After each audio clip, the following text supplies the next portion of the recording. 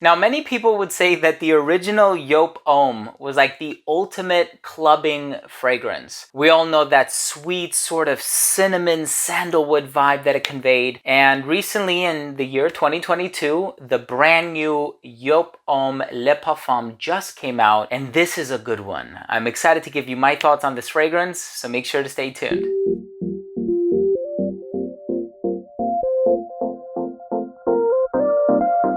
Now, before I begin today's review on Joop Homme Le Parfum, the brand new fragrance released in 2022, I do want to start things off by mentioning that if you are a fan of fragrance-related content, please do consider supporting the channel by subscribing to it. It would mean so much to me. It's absolutely free to you, and it means a lot to me. Make sure to hit that bell icon so you could be notified whenever I do upload future videos to the channel, and I upload on a daily basis. And of course, give this video a thumbs up if you took something of value from today's episode, or if I gave you the opportunity to learn about something new today. So here we have a fragrance that just came out, and looking at the note breakdown, I was in heaven. You have iris, vanilla, tonka bean, there's a little bit of lavender in the opening as well, and praline. Now, this sounds like a gourmand fragrance from that note breakdown. And sure enough, there are a lot of ingredients in here that are really nice, really sweet as well. And of course, what can you expect? The original Joop Homme was certainly on the sweeter side of things. And it's funny, I looked online and this one is getting compared to Stronger With You by Emporio Armani. I do kind of agree, but I think there's a lot more happening in here that really sets it apart. And when I smelled it a bit more closely, because I've owned this one for about 3 weeks now, when I smelled it a little more closely, I came to realize that there's a nice bit of iris in here, and I think the iris in here is phenomenal. So I'm excited to give you my thoughts on the smell. Let's start things off with a quick look at the presentation.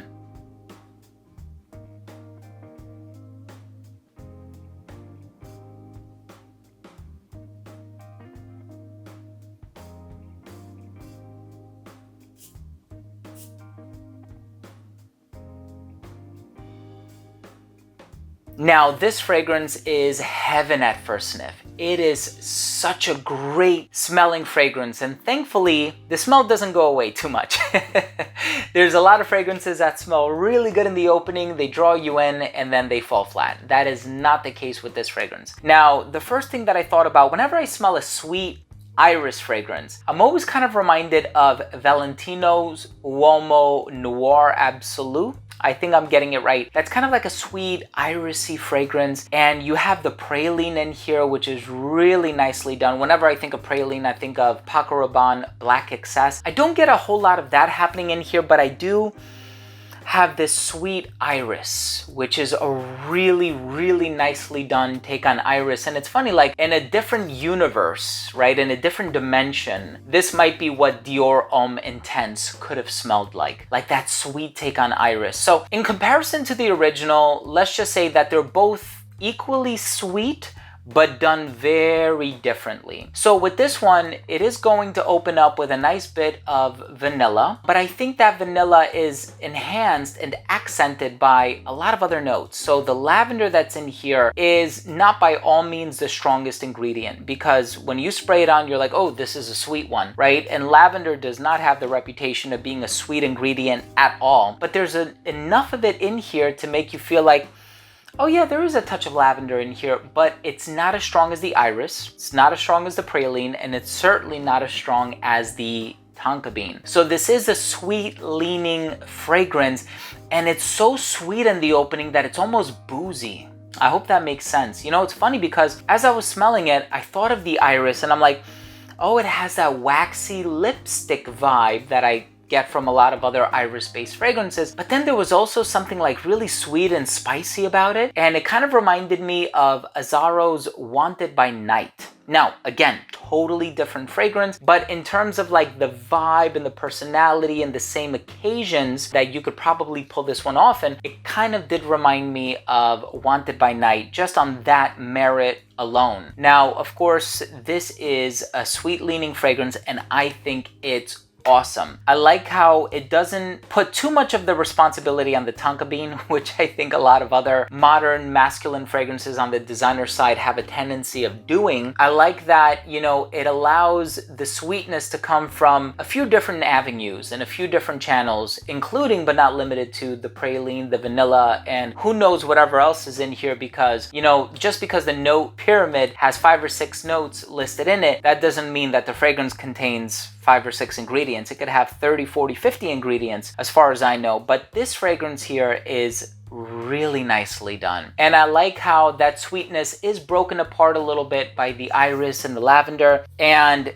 it's an amazing flanker, and I'm a huge fan of this fragrance, and I'm so happy that I purchased it at full retail. Doesn't matter, I see myself wearing this a lot. The only caveat is that this one is not for the summertime. I think it's going to be a little bit too strong for the summertime because it does have the strength and the power that the original has. And I know the original has been reformulated ad nauseum, and I'm sure many of you who wore it when it first came out can attest to that. But this fragrance is certainly strong, and it's one that I'm probably going to put on the back burner, and I'm going to wait a few months and I'll pull it back out in the fall, and I can see myself wearing it a lot in the fall. But this one is definitely going to turn heads, definitely going to get you noticed. I wore it when I was vacationing in Europe, and I was with my brother and my sister-in-law, and I walked into the room and she says, "Oh, someone smells good." And I asked her about it, and she really liked the smell. So I think this is the type of fragrance that is going to get people to compliment you. It's going to turn heads, and I look forward to wearing this one a lot more as the weather gets a little bit colder outside. Let's go ahead and finish things off with my overall assessment. Now, first up, in terms of the uniqueness and the overall smell, I don't think it's the most unique fragrance, but it has some familiar notes, and it does them in this sort of unapologetic manner, and it does them at a really high volume, and I love that about this fragrance. You're gonna get the iris, you're gonna get the praline, you're gonna get the vanilla, not so much of the tonka bean, and that's a good thing, right? So it's a really interesting fragrance, kind of along the lines of the direction that a lot of modern sweet fragrances are going in nowadays, but I like that it didn't hold back in any department, right? It allowed these notes to really express themselves, and that's a great thing. In terms of the longevity, you can expect about 8 to 10 hours on your skin, depending on the kind of skin you have, if it's dry, if it's oily, if you moisturize, so on and so forth. But the projection on this one was great for like the first hour and a half to 2 hours. It was loud, it was booming. It didn't start to sit at about an elbow's length until about hour 5 or 6, and then this one will last you through hours 9 or 10, and right around that time is when it becomes a skin scent. In terms of the versatility, actually I think it's kind of unisex with the vanilla and the iris and the praline. I think this one can be worn very comfortably by a woman. I don't think there are any ingredients in here that would lean too traditionally masculine, but I think that this one is a cold weather fragrance. I think this one is great for date night, clubbing, romantic situation. I wouldn't wear this one to work. It's a little bit too sweet for that. And dressed up formal occasion, yeah, you can probably pull this off, especially in the wintertime, especially if it's for an amorous, sweet, romantic occasion like a wedding or something like that. Sure, why not? And I think this will appeal to somebody who's a little bit younger because of the sweetness, as opposed to somebody who's a little bit older who probably wants something a little bit more classy and distinguished. And finally, in terms of the presentation, of course, with the dark themes here, and obviously the gold letters on, you know, the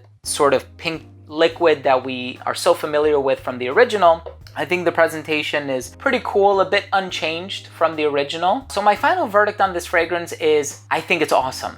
I think it's one of the best releases so far for 2022. It's not the most unique fragrance, especially if you've tried, you know, Stronger With You by Emporio Armani, if you've tried some of these other sweet fragrances, and if you've tried a lot of the iris offerings on the market. I don't think you're gonna find this to be the most unique fragrance, but I love how bold it is. I love its charisma. I love how unapologetic it is, and I love the combination of ingredients in here. So I'm thoroughly enjoying this one. Can't wait to wear it in the fall and winter. There you have it, ladies and gents. Thank you so much for joining me today. I hope you enjoyed this review of Joop Homme Le Parfum. If you did, please do consider supporting the channel by subscribing to it. Make sure to enable all notifications by clicking on the bell icon. And of course, once again, give this video a thumbs up if you enjoyed it or if you took something of value from today's episode. Thanks again for watching. Love you guys. We'll see you tomorrow.